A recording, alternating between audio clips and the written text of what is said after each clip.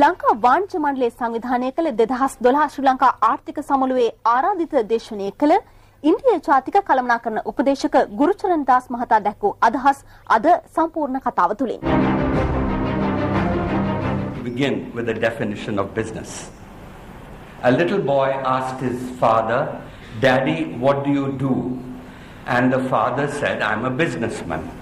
And the young man asked, "Well, what does that mean?" And the father explained to this boy, "See, I go to work, I make money. At the end of the month, I give the money to your mother.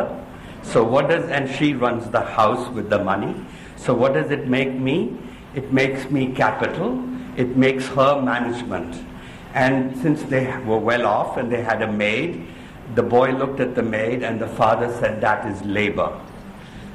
That night, the crying of the baby woke up this boy, and he rushed to the crib and found that the baby needed a diaper change. It was wet. And so he went upstairs to look for his mother, and found that she was fast asleep. And then he looked for his father and found that the father was behind a closed door entertaining the maid. And then he came downstairs to the crib and he threw up his hands and he said, "This is hell of a business. Management is asleep, capital is exploiting labor, and the future stinks."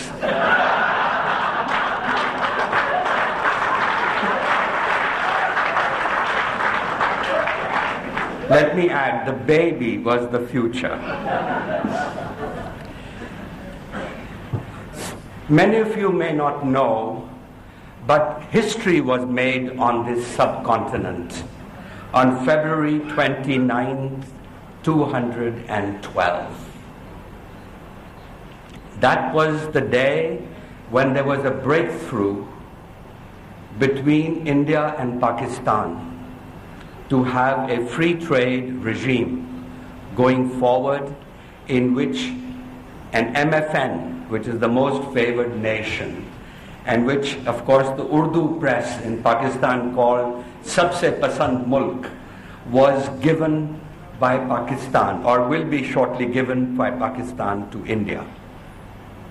And this is a very significant thing, because this was basically what was stopping the future of regional free trade and SAFTA as a part of SARC. And the history shows that these regional free trade arrangements do enormous good for the prosperity of everyone. I was in the United States when President Clinton fought a fight for NAFTA to persuade the American people, but also to persuade Mexicans and Canadians that the North American free trade area would be good for everybody. And he succeeded, and America got NAFTA. And as a result of NAFTA, the biggest winners was Mexico. The second biggest winner was Canada. And the third biggest winner was the United States. And speaking for just my own company, my own experience at Procter & Gamble, we shifted 47 factories from the United States to Mexico. Mexico created an inviting environment for investment. So we can do the same thing now with SAFTA. The one hurdle that was in the way has gone. It will take leadership of leaders of all the countries to agree. But as far as all of you in this room, business leaders, you have to basically understand that trade is good and free trade is even better. And that's what ultimately brings prosperity to nations. So we are at an enormously important stage in the history of this subcontinent. And if we play our cards right, everybody will win. The smallest countries will win more than the biggest countries, as long as the smallest countries remain attractive to investment. And how do you become attractive to investment? First of all, by having peace, which you now have, but secondly, to have the rule of law. It's very important for investors to feel that nobody is above the rule of law. And so, I would say, Sri Lanka is at a very fortunate period of time. It is surrounded by two big countries, India and China, who have been in the last decade the two fastest growing countries in the world. If you just hitch along with these two countries, you can go to glory as far as prosperity for your people. Now, I in all humility, I do not know the Sri Lankan economy. I do not know all the competitive advantages that Sri Lanka has, but I do know that India has made many mistakes, and Sri Lanka has made mistakes. One of the greatest mistakes India made was the nationalization of its banks. We have still not recovered. And I think Sri Lanka has still not recovered truly from the nationalization they did of the tea trade.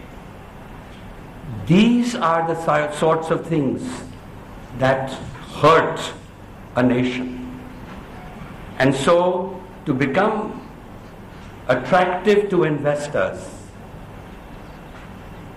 you have to make sure you don't do those kinds of things again. One step like that destroys the credibility of a country. Investors run away. But I also want to talk, because in India we have had prosperity has been spreading in India for the last 3 decades. And certainly 5 years before the global financial crisis, India grew almost at 9%. So prosperity is going down in India. India we had almost a 9% growth rate for 5 years. And right now we've slowed down, partly for the international climate, partly because of the international environment, but mostly because we have scored some self-goals at the same time. But today about a third of India is middle class.